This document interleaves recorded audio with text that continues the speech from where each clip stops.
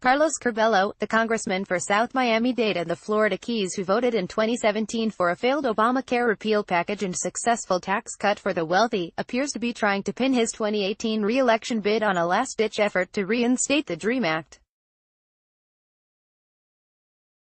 Curbelo's district voted for Hillary Clinton in 2016, though his efforts are more than likely tied to the fact he wants to continue representing a heavily Latino swing district. Some observers have questioned whether Curbelo's push is doomed because his own Republican Party can't seem to agree on whether it wants to give amnesty to undocumented child immigrants. Plus, as Splinter notes, the actual GOP proposals in question are pretty weak. His opponent, meanwhile, the relatively unknown nonprofit worker Debbie Mucarsel-Powell, appears to be countering with an immigration push of her own. Last week, she toured the Chrome Processing Center, a U.S. Immigration and Customs Enforcement (ICE) detention facility in southwest Miami-Dade, where she met with two ICE detainees trapped in what the candidate described as a needless stint behind bars. Speaking with New Times at the end of last week, Mucarsel-Powell said that, after taking the trip, she pledged to not accept donations from private prison companies, including Boca Raton's GEO Group, the massive Florida corporation that runs many ICE detention centers. GEO does not operate Chrome but does run the Broward Transitional Center roughly 60 miles north and other sites nationwide. GEO operates an ICE facility in Arizona that has faced accusations of torture, as well as a facility outside Los Angeles where 3 detainees died in 2017. GEO has also been sued repeatedly for allegedly forcing immigration detainees to work. "I personally have not taken any money from them," she told New Times. "And this is something I'm going to be very firm about." Meanwhile, as a congressional candidate, Curbelo has accepted $11,000 from GEO, according to the National Institute on Money and State Politics. Mucarsel-Powell's position is quickly becoming mainstream for Florida Democrats. Just yesterday, the civil rights group Dream Defenders announced that all 4 Democratic candidates for governor, along with 10 other political candidates, have pledged to refused private prison money. Mucarsel-Powell said she visited 2 detainees. First, she spoke with a construction worker named Marvin who had been living in Miami for the past 20 years, she said. Marvin told her that his parents and children live in the United States legally but that he had not been able to obtain any kind of resident status for decades, and now fears being sent back to El Salvador, a country he hasn't visited in decades. She said another detainee, a Cuban immigrant named Reynaldo, was living in the United States with a green card and working as a medical doctor in Little Havana. Mucarsel-Powell said the man got into a bar fight about 20 years ago, agreed to pay a fine, and had all but forgotten about the case. But upon his return to the States after he traveled back to Cuba to meet his newborn grandchild, he was detained at the airport and informed that things had changed, and he was in line for deportation. "It really shows you how broken the system is," Mucarsel-Powell said, adding it didn't seem necessary to keep either person behind bars. Marvin seemed very depressed.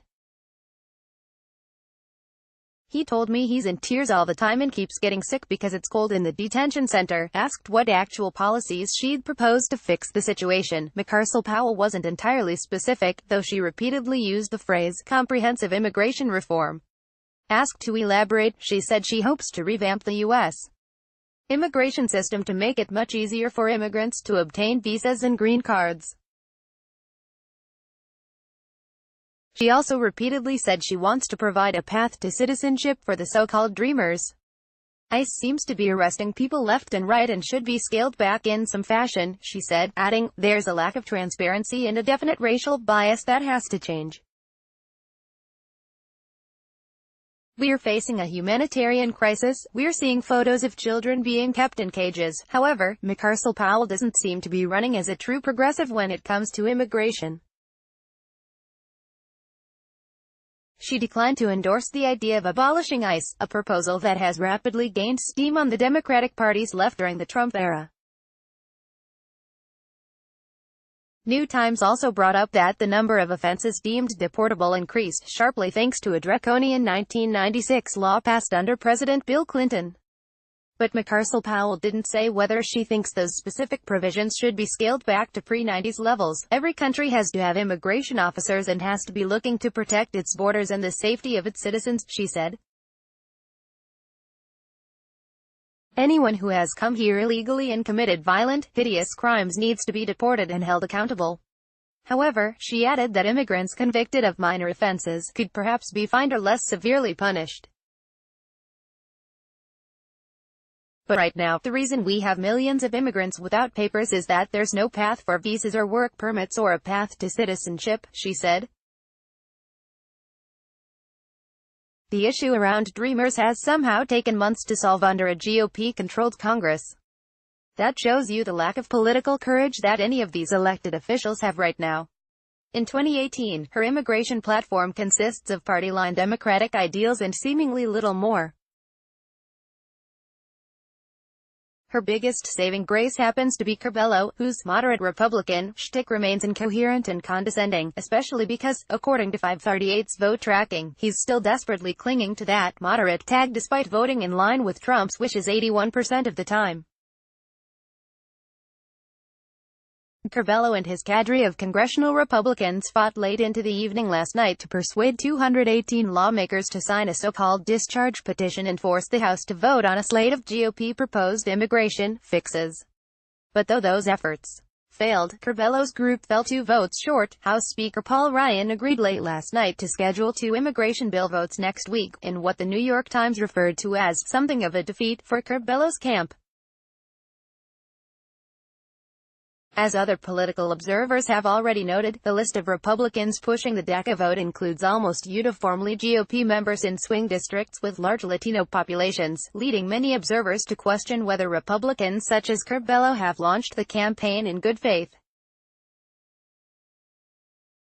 Regardless, the discharge petition, immigration deal battle has also upset the party's far right, and Curbelo has been the subject of a few fairly scathing, if not entirely good faith, columns from Breitbart News. Many critics question whether the GOP so-called moderates can overcome the party's hardcore xenophobic wing to strike some kind of deal. And, as others have noted, those deals aren't necessarily shining fixes. Curbelo has pitched protecting DACA while increasing funding for border security measures or cracking down harder on undocumented immigrants.